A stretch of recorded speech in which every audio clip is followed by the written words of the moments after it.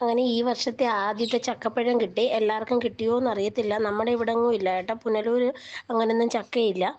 നമ്മുടെ വീടിൻ്റെ പുറവശത്ത് ഒരു അയ്യത്ത് നിൽക്കുന്നത് കണ്ട് ഞാൻ വിചാരിച്ചു അവരോട് ചോദിച്ചിട്ട് ഒരെണ്ണം പറിക്കണമെന്ന് വിചാരിച്ചിരിക്കുക. എന്നിട്ട് ഞാൻ പോയിട്ട് വന്നപ്പോൾ കൊണ്ട് ചക്കപ്പഴം ഇരിക്കുന്നത് എന്തോ ഒരു മണമായിരുന്നു.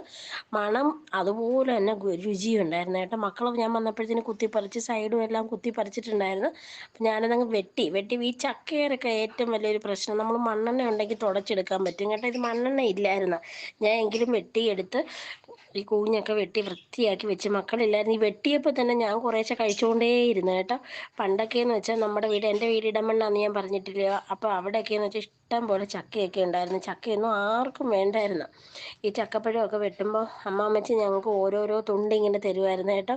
ഇപ്പോൾ ഈ ചക്കയെന്ന് കേൾക്കുമ്പോഴേ പിടിച്ചു പറിയാം. അപ്പം ഞാനതെല്ലാം വൃത്തിയാക്കി എടുത്ത് മക്കൾ വരുന്നതിന് മുമ്പ് ഞാൻ വിചാരിച്ചു അവർക്ക് കളിച്ചിട്ട് വരുമ്പോൾ കൊടുക്കുക. പറഞ്ഞിട്ടാ പോയത് രണ്ടെണ്ണം കൂടെ വേണമെന്ന്. അപ്പം ഞാൻ വൃത്തിയാക്കി എടുത്തിട്ടുണ്ട്. ഇവിടെ ചക്കക്കുരു എടുത്ത് അതും മെഴുക്ക് വരട്ടാലോ. അതാകുമ്പോൾ ഉണങ്ങാനായിട്ട് മാറ്റി വെച്ചിട്ട് ഞാൻ പറിച്ചെടുത്ത്. ഞാൻ കുറച്ച് നല്ല രുചിയായിരുന്നു കേട്ടോ. എല്ലാവരും ഒന്ന് ലൈക്ക് ചെയ്ത് സബ്സ്ക്രൈബ്